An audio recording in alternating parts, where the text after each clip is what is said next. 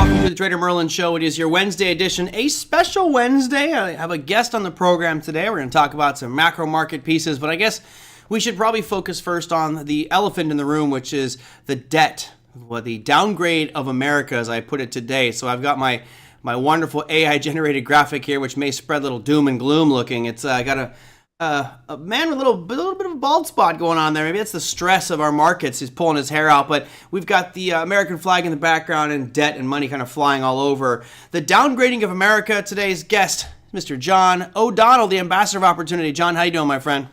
I'm great, Merlin. How are you today? I'm good. It's a perfect time to have you on. You always talk about, credit being the mother's milk of capital, and now we've got debt ceiling issues, and all of a sudden today we get a downgrade by Fitch on our debt.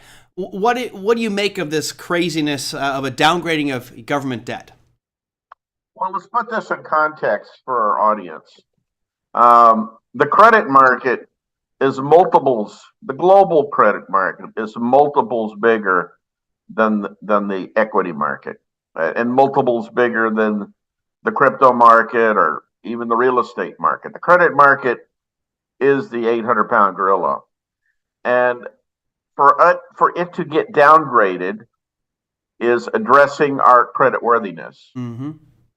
Now, I'll be honest with you. I thought we were on the verge of this happening. And I'm not trying to be political about this. I'm just trying to put it in a time frame. I thought we were just on the verge and probably should have had our credit dinged back during the Trump administration. Yeah. But that didn't happen. And here we are. What's the root cause? I think, the economy doesn't look that bad. Labor market's still in a bit of a flux. But it's these huge deficits that we are forecasting to run that's, causing, I believe, the rating agencies to do what they're going to do. And it's certainly not good for our country. It raises the cost of capital. Yeah, we saw the 10-year spike today. Of course, that's going to impact mortgages and things like that. What Fitch said was the main reason for the downgrade was a steady deterioration in the standards of governance, which, is essentially reaching through the screen and slapping around our elected officials because clearly there's a problem there. And, part of me thinks right on, I think that my viewers would probably agree, that given the craziness of our government, the reckless spending, the ridiculous printing of money, you're taking on so much extra debt, you probably deserve to be downgraded. And let's be clear for everybody that doesn't understand what the debt rating is. Think of it like it's a credit score for debt. So your peak that you can get with FICO is 850. I'm still at 823. Damn it, I want to get to perfection. But honestly, if you're at 823, you're riding the gravy train. If you're over 800, you still are the elite of the elite with regards to getting credit in the U.S. markets. Now, if you get down to 720, you're still good. You're still going to get some of the best loans out there, but it's not the best, right? If you get down to 700, maybe the 680s, now all of a sudden you might start paying higher rates. Things aren't going to be as readily available to you. And if it keeps on dropping, get down to let's say the 5s, you may not qualify for loans because no one's going to want to do business with you. And in essence, that's exactly what happened. And I want to share this graphic with everybody. Just so you know, they downgraded us from AAA, which is at the peak there. So you see Fitch on the right-hand side of our top 3 rating agencies, which is S&P, Moody's, and Fitch. And Fitch went from AAA, which is this one right here, which is prime. That's the highest you can get. That's your 850 credit score. They downgraded us to AA+, which is still the high end of high grade. I mean, that's still, in my opinion, over an 800 credit score. So you're still in good shape. I think what this is, John, is a shot across the bow saying, hey, listen, you can't keep printing money and mismanaging the economy and doing all these crazy things without the world knowing that there's some chinks in the armor here. Absolutely. And why is this important? Well, it's important because if we're going to have a government that is hell-bent on deficit spending and running programs that, quite frankly, we can't afford, right? It's going to raise the cost of capital. But you hit on the point. It's going to ding everything. It's going to hurt automobile loans. It's going to hurt mortgages. Mortgages now are over 7%. When I moved out to the East Coast from California, my mortgage is like 2.5%. And Love it. I wouldn't dare think of going and buying a new home today and paying 7%. Right. Yeah. I mean, how could you? And I don't have the numbers in front of me, but if you took out, let's say, a $500,000 loan at 2.5%, well, it's much more affordable than it would be at 7%. And at a certain point, you start to slow things down by the inability of people to qualify for loans at that higher rate. And I'm trying to bring it up here. I was going to bring up the 30-year fixed rate mortgage for everybody, but unfortunately, it's giving me problem with my. I believe it's about 7.1%. Yep. Yep, it That's the is. last one I saw. But it all does this. My daughter's a realtor, and it slows down the resale of homes because you still got to live somewhere, and you got to go replace a home, and you're obviously in it at probably a much lower rate. But it hurts home builders because they have to buy down the mortgage in order for them to move inventory and move units through their fixed-based overhead system. They have to buy down the credit to a lower score, which impacts their margin on each unit built. Right. So it ripples through the economy. It isn't. Are we going to be able to sell our paper in the next government auction? Sure, we will. Sure. But at a different rate.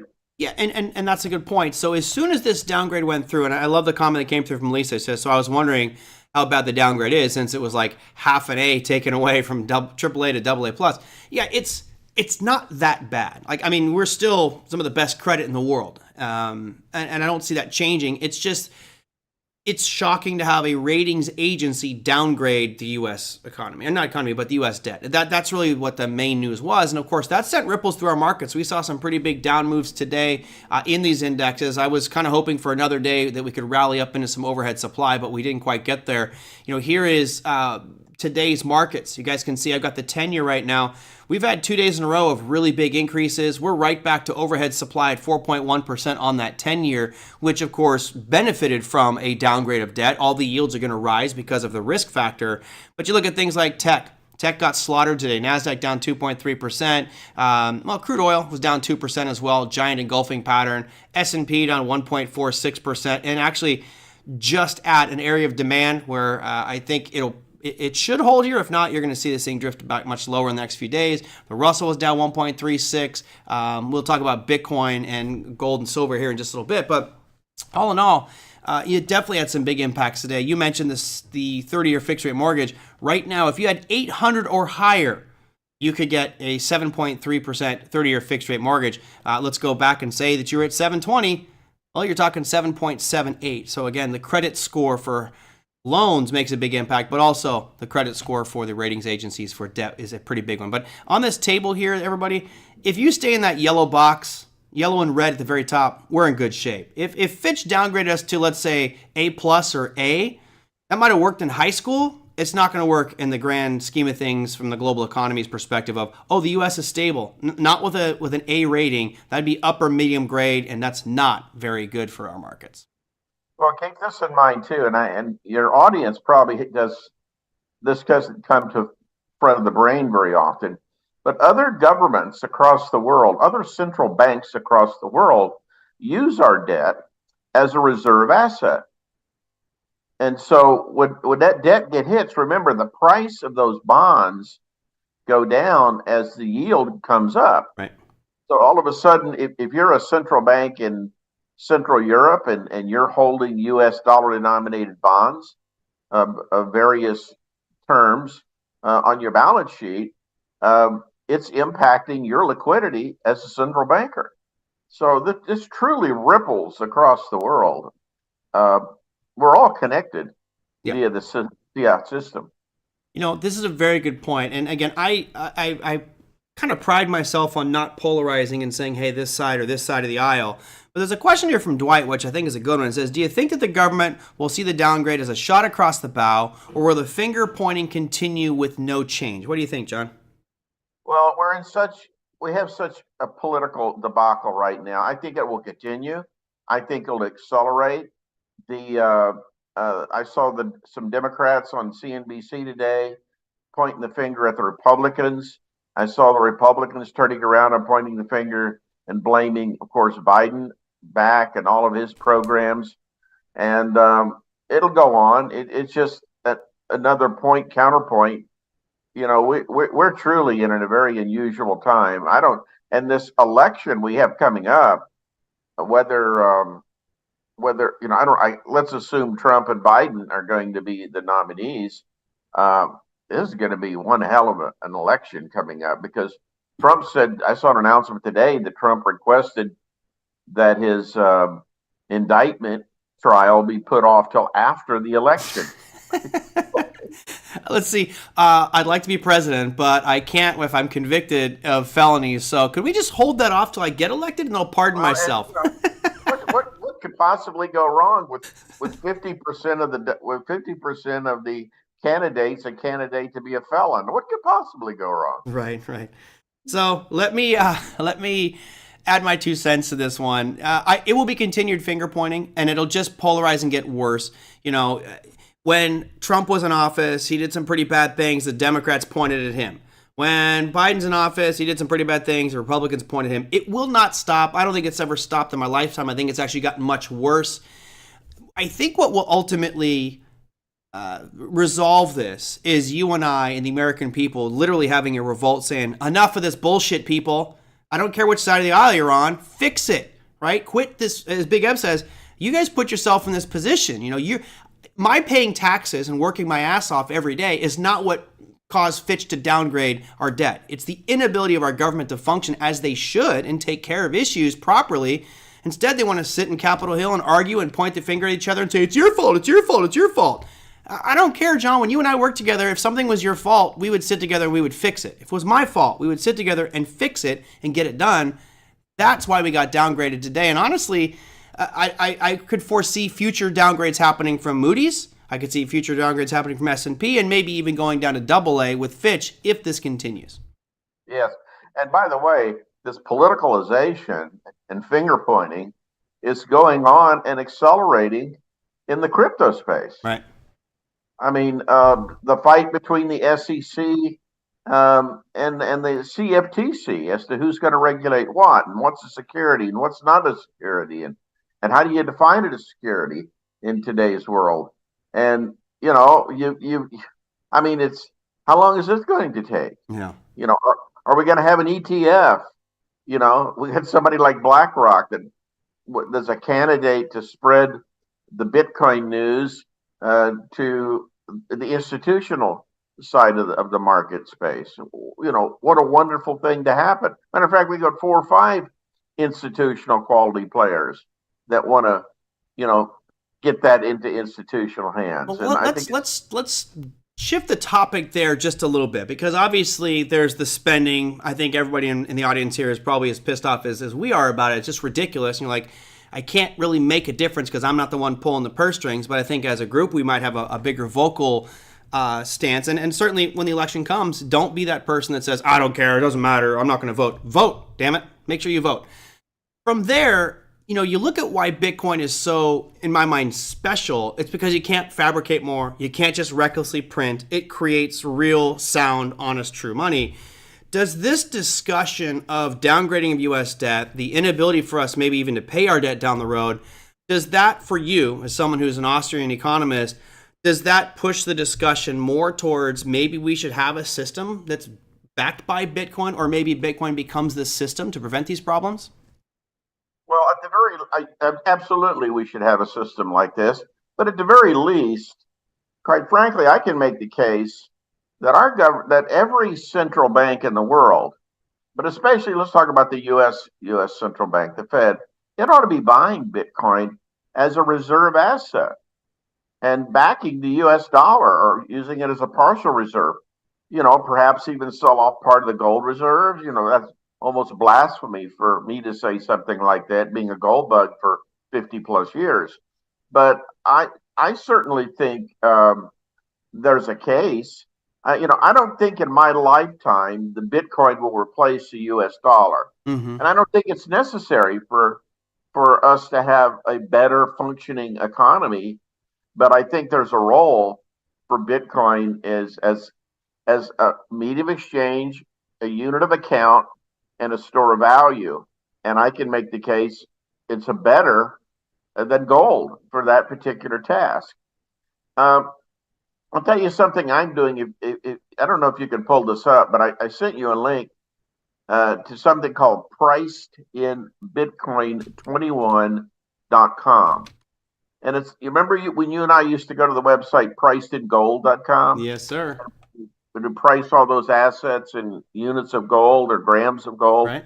This one prices all the financial assets you can think of in sats, and it says I'm looking at the 5-year returns, and basically everything. There's nothing in here that's positive over the 5-year span. But go on down through the multiple categories. Go on down to your favorite S&P 500 stocks, or even to some of your chip stocks. Yeah. But if other than the 5-year, go back to the 3-year or go back to the 1-year.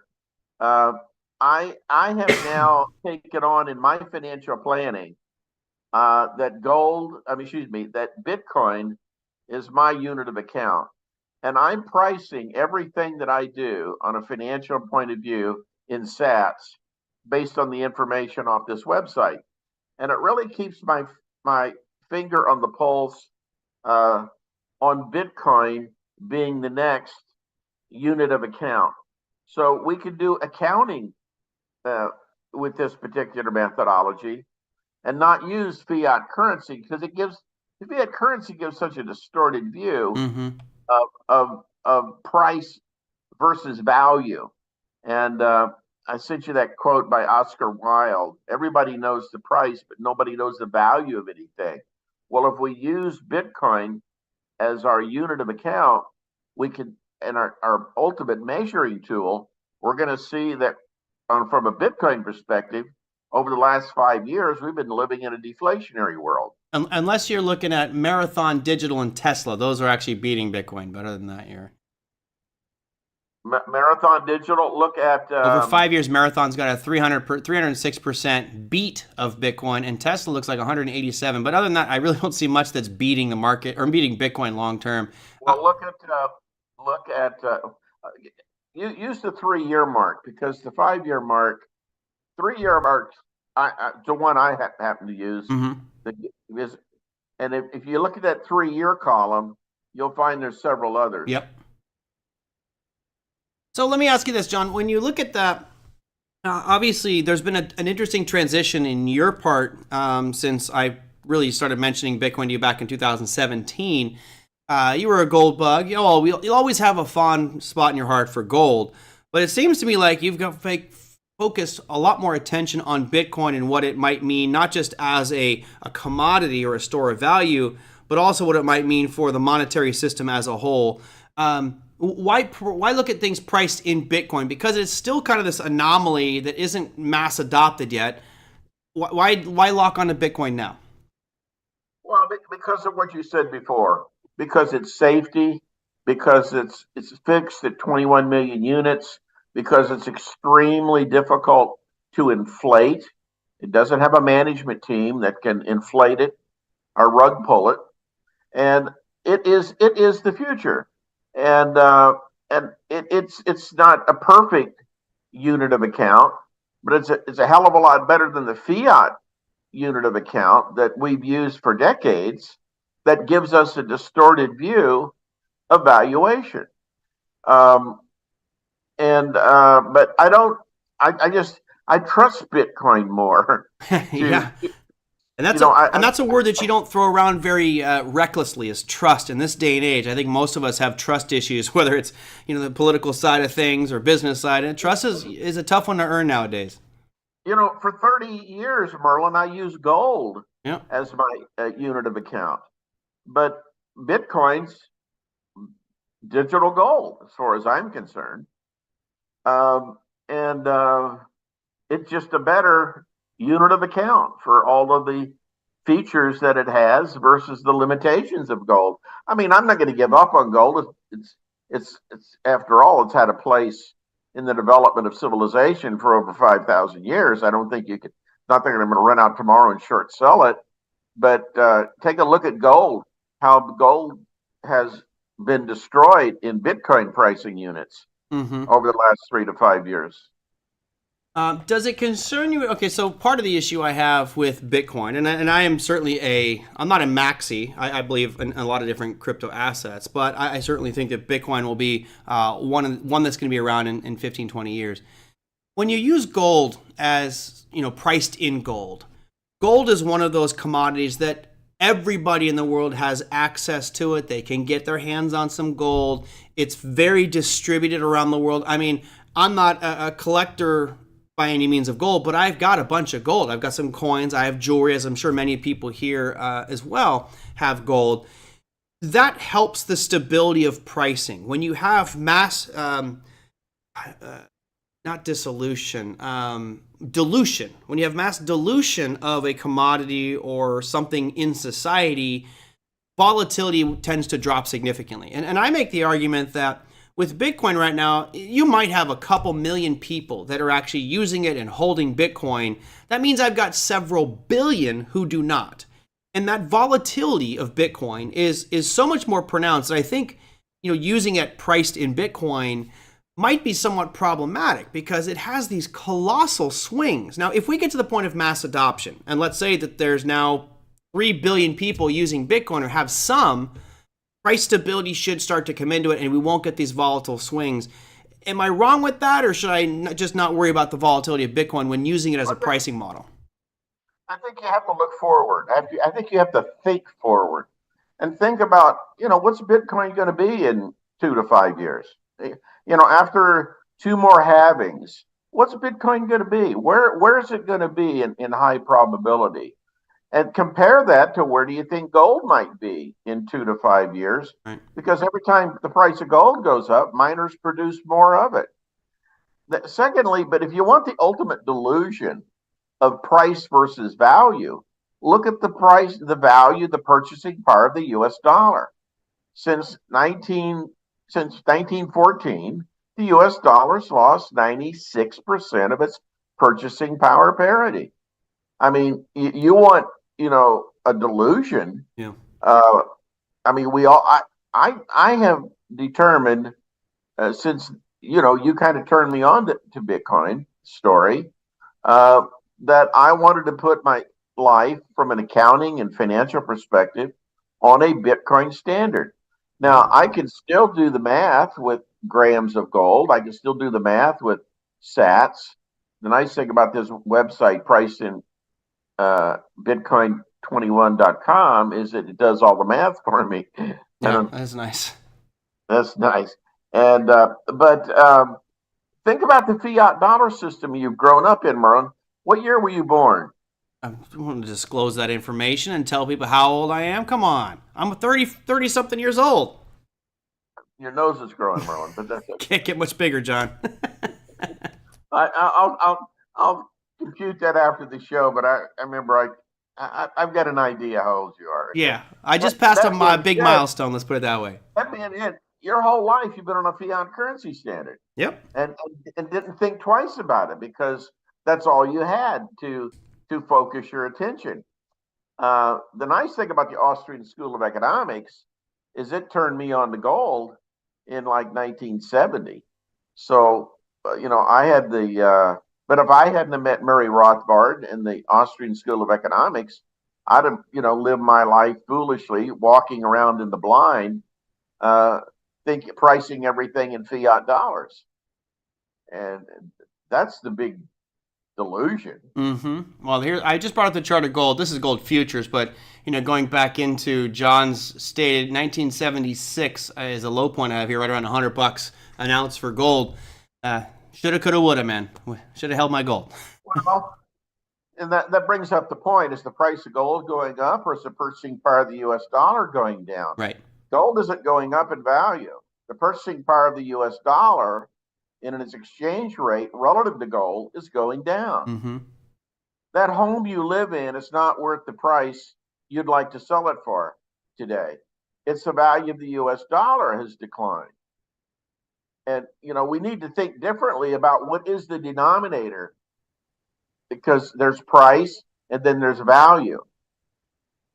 And I just think I think it's a wonderful lesson in economics. Sure. You know, as we kind of were bouncing around between the debt downgrade today by Fitch and looking at, new monetary instruments that may change the way that we transact or pricing models and just different structures, I'm curious what you think kind of the next step is for the U.S. economy. If we got our debt downgraded, which I'll be honest, I thought this was going to happen a while back. You mentioned the Trump era, but it wasn't necessarily because of Trump. It's just the accumulation of all of the bad decisions by our elected officials on both sides of the aisle has just been getting worse and snowballing worse and worse and worse. And until it blows up in their face, which means that you and I will suffer the consequences of that, I don't see them making a change. So we got a downgrade today. What's your thought? Let's just fast forward to the end of the year, right? We got another five months or so. Where do you see happening with our economy? Do we get more downgrades from the government debt? We can see more of that?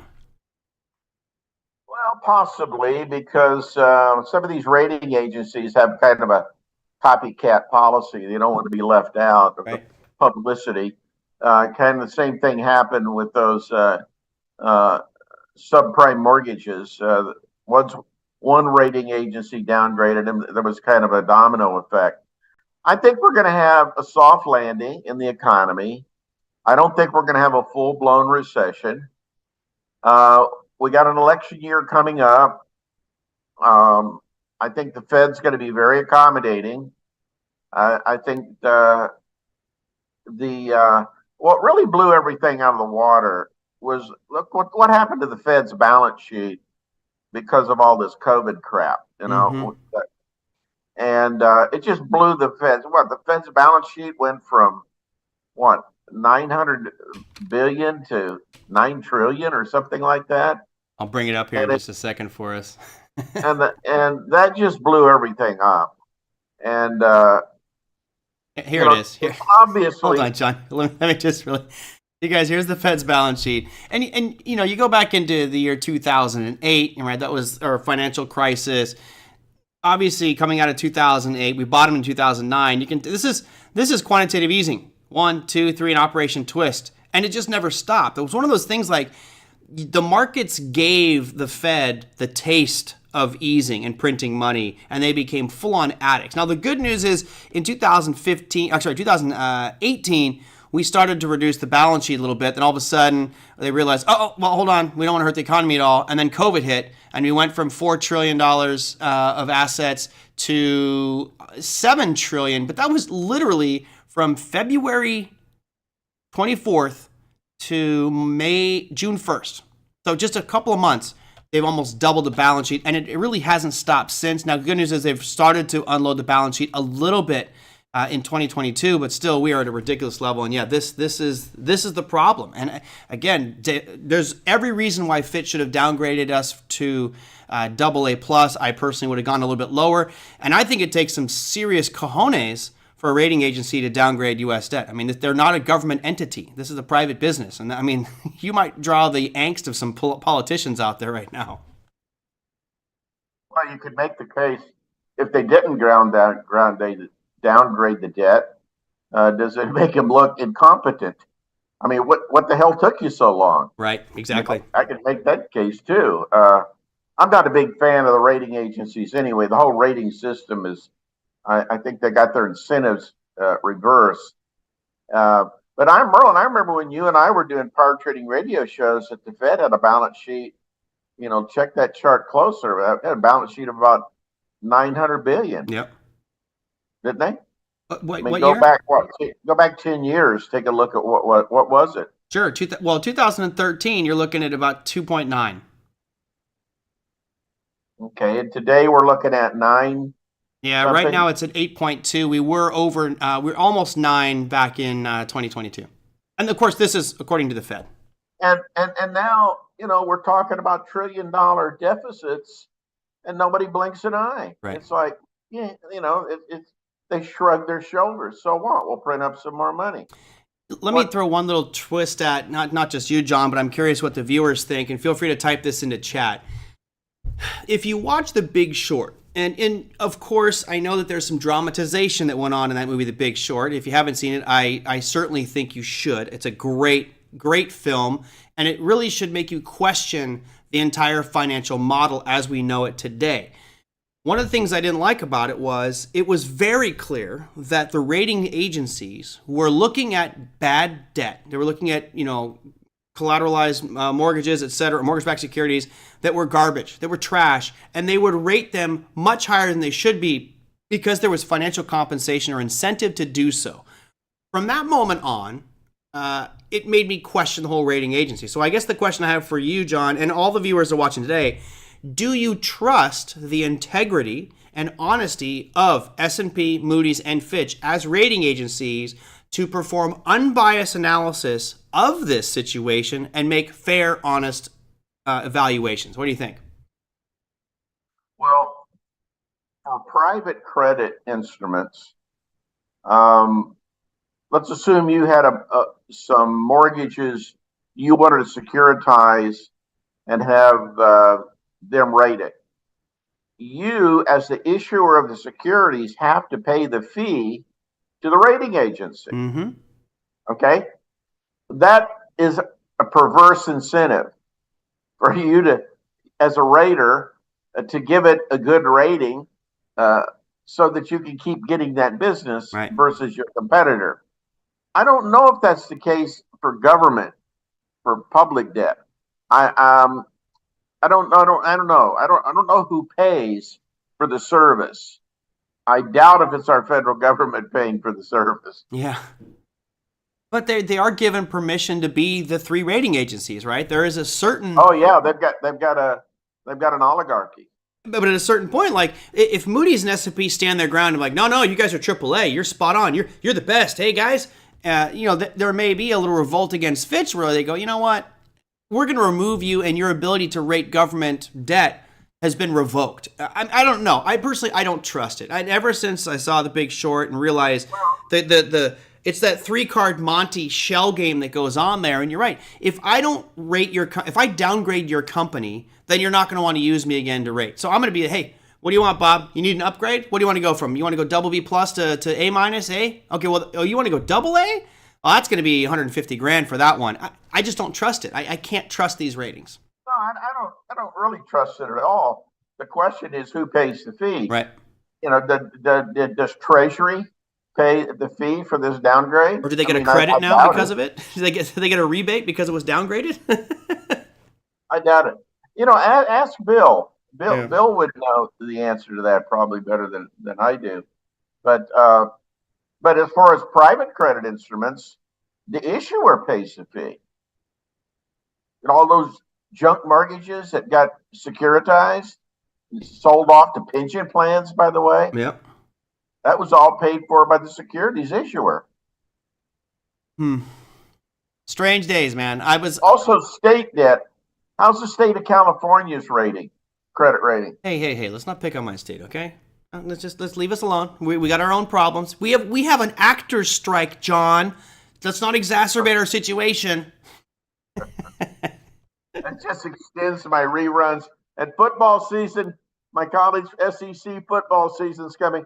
Hey, they're going to have a Pac-12 anymore? Or you guys are folding up your tent out there? Yeah, I no clue. College hasn't been my thing. I just want to see Tomasina's Las Vegas Raiders choke as Jimmy Garoppolo throws interception and tweaks his ankle in the first couple weeks, which he probably will. It's the Niners are going to win it all, man. I'll take bets. Anybody want to make a wager? Niners are going to win it all this year. That's it. Done. You trying to get my 10th of an ounce gold coin back again? I am. Yep. Well, hey, let's do it, John. Who you picking? Who's your team? Who do you think's going to win it all this year? Well, as we get closer to the season start, we'll have to find a wager in there. I'm not prepared to answer that question right now. All right, I'll plead the fifth. I am all over Georgia Bulldogs winning the SEC again, though. Sounds and good. Maybe triple up on the national championship. In retirement, you got to be a big fan of football and sports. I love retirement. I'll tell you, Merlin, in the SEC in the Southeast area where I live, it's an absolute religion. Oh yeah, I'm absolutely. It's not even a sport. It's a religion. It's like Sunday is Saturday, and it is a hell of a tailgate party. Yeah, I bet. Well, if I ever make it over there, we'll go catch some game somewhere. I'm only 2 hours away from Columbia, South Carolina, where the University of South Carolina plays. Hmm. I'm in. Stadium, it seats 80,000 people. They know how to party down there. No, that they do. Let's see. Yvel Lebrun sent in a question. Said with the dollar that people think going away to replace by a CBDC, I've been seeing some advertising about encouraging people to invest in gold to be safe. What's your thoughts on this? So I guess let's look at the concept of using gold as a hedge against the CBDC in this case. I think it's a good idea. Take possession of your gold. Uh, but it depends upon your time horizon or your time preference. Do you have a longer term time preference? I think a better store of value is to own Bitcoin. If you're worried about it, own X% gold and Y% Bitcoin, but stay away from that CBDC. Yeah, I agree. And it's a good question, Yvel. I mean, it's tough. I did a presentation this morning for Online Trading Academy. I did the XLT general session, which if you guys didn't get a chance, check that one out. It was about an hour and a half. We started off talking about digital assets, but then it shifted into CBDCs. And personally, I have 100% probability that we will have a CBDC implemented in the United States. Maybe not this year, maybe not next year, but within a few years, it will be implemented. And at some point, even further down the road, we will no longer have physical currency at all, no coins, no bills, and that ushers in a whole new set of problems. So I would echo John's sentiment that if you're looking at it as a hedge and maybe an alternative payment monetary system, gold doesn't do you any good. Gold, you can't pay for things with gold. I can pay for things because it's fractional. I can't take a razor blade and shave off a little piece of my gold coin to pay because no one knows exactly how much it is. But with Bitcoin, I can get an exact measurement down to 0.000000001, and it makes it much easier. So I think I would echo John's sentiment. I do have gold. I have far more monetary value worth of Bitcoin than I do gold because I believe that Bitcoin over time will have a much greater price appreciation due to its scarcity and the fact that right now almost nobody is using it. Down the road, I see more adoption, particularly since Gary Gensler and the SEC have said, we're not touching it at all. Bitcoin is fine. We'll leave that one alone. It's all the other securities we have an issue with. So, Bitcoin already has a huge competitive advantage in that digital landscape, which I think will benefit it. So I would say mainly Bitcoin in that hedge, a little bit of gold, maybe some silver as well. I'll tell you something to think about, Merlin. If you looked at your whole asset and net worth as a pie chart, and X% of your net worth is in your home and your home equity. You probably got some debt or mortgage against your home. You probably own some buy and hold securities, or maybe you just day trade them or swing trade them. I think you're more of a swing trader than a day trader, aren't you? Yeah, nowadays I am, correct. Yeah. Then you've got a percent into crypto, and I followed you on your pie chart on your crypto, but of your overall assets, given what you know today versus what you knew a couple of years ago, what percent of your assets are in crypto if you look at your total pie? Probably 15%. And again, that's because I'm in real estate and other things, but I don't want to go that. I'd say 15 to 20%. So I'm way heavier than I think most people should be. I don't think people should be that heavy unless you truly A, believe in the asset class, and B, that you know the risk that it could potentially all go away very quickly. So I'd say 15, 20%. Okay. Someone just starting out that has no crypto exposure, no Bitcoin exposure, perhaps no gold exposure. They're just kind of getting started. What percent would you recommend they start with at, say, they're a 40-year-old married couple? Well, number one, let's clarify. I'm not a financial advisor. This is not financial advice. But if you look at historical investment models, portfolio models, generally they'll say 5 to 10% should be in gold. So, I would say take that for what it's worth, and I would take that pie slice of gold, and that's where I would implement the Bitcoin and some gold mix. If you're more aggressive, remember that the volatility in these things is tremendous. If you are nearing retirement and you don't want that kind of risk, then don't get involved with crypto. Stick with bonds, get income stream, get dividend paying stocks. You have option strategies, wheel strategies where you can start to just generate income streams. I would say that's a safer way to go. But I also have a long time horizon, and it's also capital that if I do lose it, it's not the end of the world for me. So that's I guess, the big piece here for me. Let me share you something that helped me as a retired person. I have to be very cautious about what assets I have. I have to not squander my assets away or over risk myself. I am extremely bullish on gold long term. But the Austrian School of Economics taught me a very important principle. It's called the principle of time preference. Mm-hmm. Do you have a short-term time preference or do you have a longer-term time preference? And, if you're a short-term time preference person, I remember, a day when short-term was you wouldn't carry trades overnight because you didn't want the overnight risk. Right. That's extreme short-term preference. On the other hand, if you have a longer-term preference, as I adopted it psychologically, the amount of Bitcoin I wanted to expose to my total portfolio, and I have a diversified portfolio as well. Although the biggest asset that I own is my Bitcoin exposure. If I look at my total pie as an individual item, but I've lengthened my time preference. Right. I've said, look, I'm not going to worry about this thing, whether what it does on a day-by-day volatile basis or week-by-week volatile basis. I'm going to see where it's at after the second halving. Where's it going to be in 2025? Yeah, 2025 is when we get the next halving. Or sorry, no, the halving's 24. Excuse me. So where are we going to be? So I've mentally accepted a longer-term time preference for that particular asset class, and it's helped me sleep at night much better because I expect volatility every day. I have a long position in micro strategy. It's been one of my favorite positions, and I've seen that thing go from 130 to $1,300 a share, back to 130, back to 450, 480.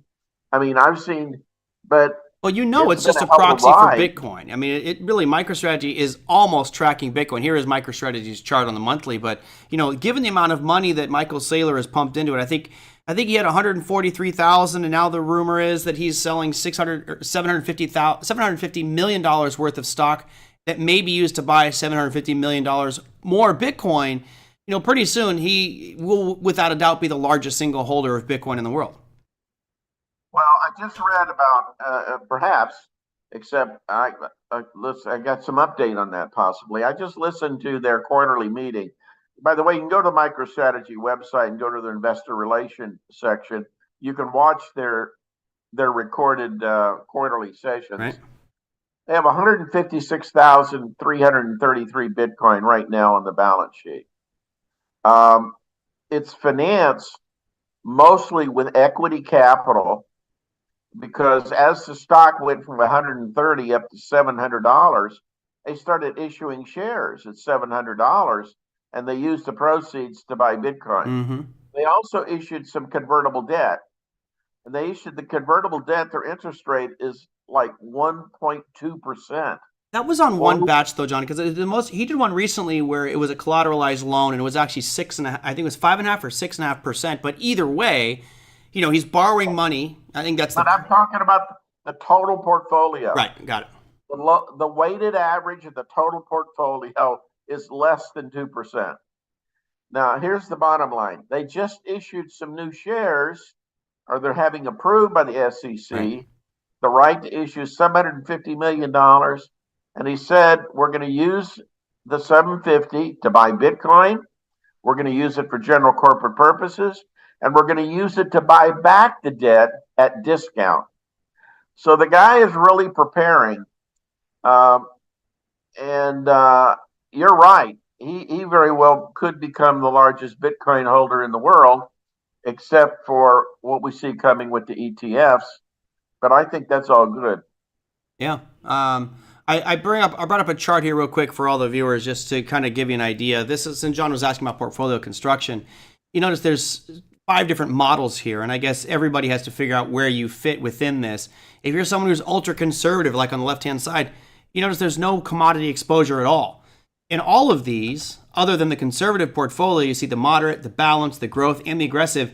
They've got a maximum of 5% allocation to commodities. Now, I disagree with that. I think that this is incorrect. I think if you're aggressive, you'd probably have more exposure to commodities, which is why I said 5 to 10%, I think, is where a starting point would be for people. So, if you're still nervous on Bitcoin and digital assets, then don't buy any.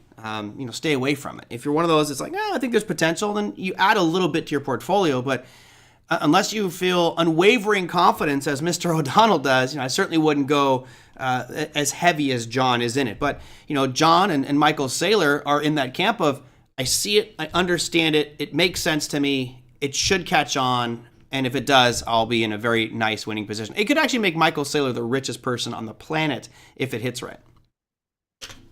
Well, it's all about it, but it's all going to have to work in concert. It's going to have to work with some of these central banks starting to adopt it as a reserve currency unit. It's going to have the ETFs. It's going to consolidate and custodian for the institutions that want to buy it, like pension plans. It's going to gobble up part of the gold market already. It's already started that. I think it's already gobbled 6% of the gold market. Right. And it's going to have to find some adoption. Well, I think the store of value option utility is a wonderful utility. What's wrong with store of value? I mean, it's a good one. I mean, the only reason I store of value is kind of, I raise an eyebrow a little bit, is because store of value implies a relatively consistent price, whereas Bitcoin does not have it, at least yet. If we get adoption, that'll change. The other piece here is the Bank of International Settlements. I don't know if the viewers know exactly what that is. The Bank of International Settlements is like the central bank of central banks. They make the rules for central banks around the world. They have recently said it's okay for central banks to hold digital assets on their books. Now, there's different grades. There's like 3 tiers, I believe. Tier 1 being Bitcoin, which is the largest holding they could have. It's exclusively Bitcoin, and then it gets a little bit more convoluted after that. But, here we have the Bank of International Settlements saying, central banks, it's okay for you to hold digital assets as long as they've been vetted, and only certain ones. And I think that that's another huge step towards adoption. Oh, yeah.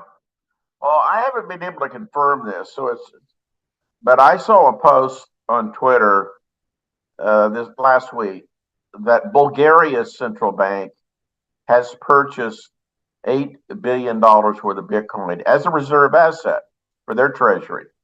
So I don't know if it's true or not. I mean, I don't know how to verify that, but it's something to, I guess, Google and try to find out if there's any truth to it. But that's kind of unique to see a central bank step up and put out information saying that what did they do? Liquidate. They must have liquidated some of their gold to buy it. It's not like they've got a bunch of cash laying around, or they might have sold some of their government bonds before the downgrade. Well, what happened, if my memory serves me right, they seized a whole bunch of Bitcoin in 2017. I think there's a bunch of governments around the world that have seized Bitcoin, and that may be it. Maybe those somehow are being transferred onto the books of the government, of the central bank. I don't know, but that's another place that they could be getting those from. A lot of these, Bulgaria seized them? Yeah. There were all kinds of hacks. I remember back in 2017, Bulgaria pops to the top of my mind. There was a couple big hacks, and then they also went after certain people for fraudulent activities. Back then, you're stupid to use Bitcoin for illegal activities. Let's just say that. You're dumb to use Bitcoin for illegal activities, people. You can track every single piece of it. Use Monero, use Zcash, use Dash, use something else that has privacy policies to it. All right, I wanted to go into, we're going to wrap things up here, but just to let you guys know, John, are you going to come on next Friday? I'm going to come on the 11th. Whatever, is that next Friday? That's Friday, yeah. So next week, everybody, I am going to be in Las Vegas. As you guys know, I will be doing a show for the Money Show, where I'm doing a session conveniently on building a crypto portfolio to prepare for the future, which will be rather interesting. I'm making a lot of modifications to that presentation based off the most recent data, but I'm driving up there Tuesday. I'll be there Wednesday. I'm coming back Thursday, which means no show on Tuesday, Wednesday, or Thursday. So I'll do a show for you guys on Monday, and then I am going to do a show for you on Friday. And I think John will be on Friday the 11th, and we have an interesting topic, which I'm not going to say quite yet. It is in the digital space. We're going to talk about cryptocurrencies to some extent. But there's a lot of other really interesting things happening outside of Bitcoin in the altcoin area. So we'll do a show next Friday on that one. I will crack my new bottle of whiskey that I received today. Thank you very much for Michael G for sending a nice bottle of straight rye whiskey from California. I will share that with you on the Friday show as well, coming up here this week. So. I know. I love it. I love when they get a nice little fresh bottle of whiskey for my Friday shows. I know you don't drink, John. It's okay. I know you don't drink, but... I gave it up, but when I did drink, I drank enough for a lifetime, so I gave it up. Yeah, probably the smart choice. Before we wrap up, Michael came in with a good question. He says, what about Bitcoin miners or even ETFs like Bito and then miners like Riot or Marathon Blockchain? So... let's get your quick take just on the Bitcoin ETF situation. You glanced on that one at the very beginning. Obviously, there's been 30 applications that have come through. There have been 30 applications that have been declined, and now there's 4 or 5 new ones that are sitting at the SEC. Those applications have now been acknowledged, which is already a huge improvement over the previous ones. Of course, BlackRock, government rock, if you will, the one that has their tentacles in every aspect of business and government in the United States and possibly the world, petitioned in. With their application, they have I think it's 576 applications for ETFs. Only one has been denied ever, so the odds are very good that they're going to get this one approved. What's your take on the current Bitcoin ETF situation, and what's your take on Bitcoin futures ETFs versus spot? I think that the ETF with spot is going to happen. I'm cautiously optimistic it's going to happen this year, and I don't care if it's BlackRock or Fidelity or Vanguard. I don't care who gets first. As far as I'm concerned, I just assume they qualify all of them at the same time. I agree. Let them compete on fees and custody and marketing and I think it's just going to be. They're going to bring a whole new group of people. Fidelity's very big in this now too. They're out there. ARC is out there.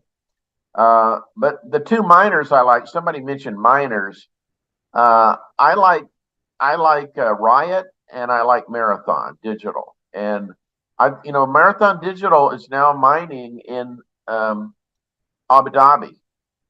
Bless you. And yes, they have put a joint venture with the local utility in Abu Dhabi. The utilities over there are owned by the government, right?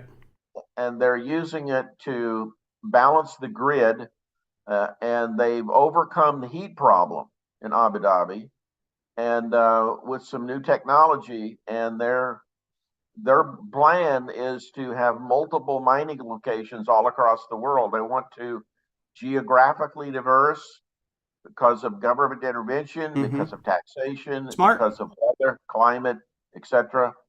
challenges. And I think Marathon, when the dust settles, Marathon and Riot are the 2 best, in my opinion, if you want to take a position. I agree. And those can very easily be in your IRA or your Roth IRA. That's where I have ours. And,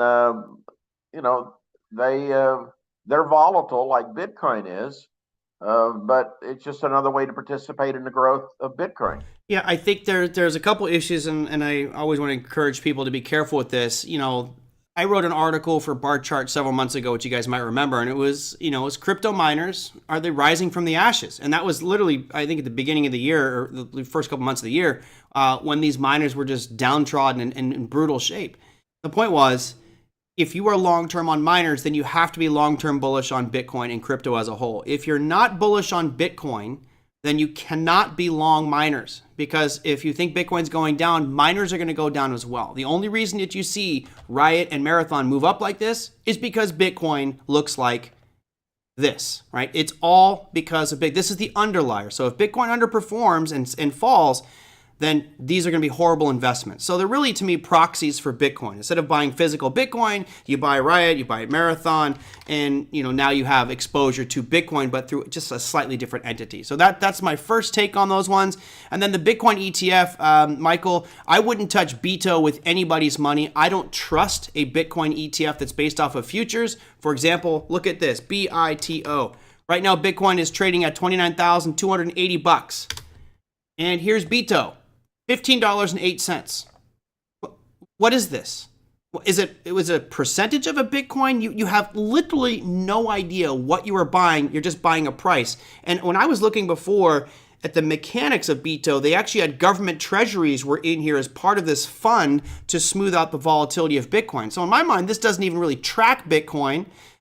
So I wouldn't touch the Bitcoin futures ETFs, which is why I'm so excited for the Bitcoin spot ETFs, because they actually have to physically buy and own Bitcoin.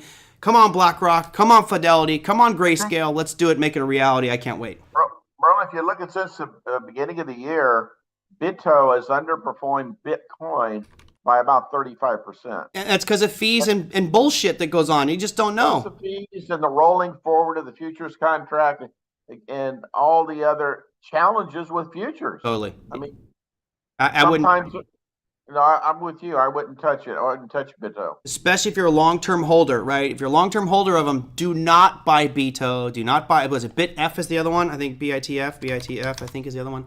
No, there's another one out there. I don't touch anything that's futures related because, again, as John pointed, they roll those futures over, and every time there's going to be a little bit of value taken out of that investment. So just wait for the futures or for the spot Bitcoin ETF and everything. Rosy.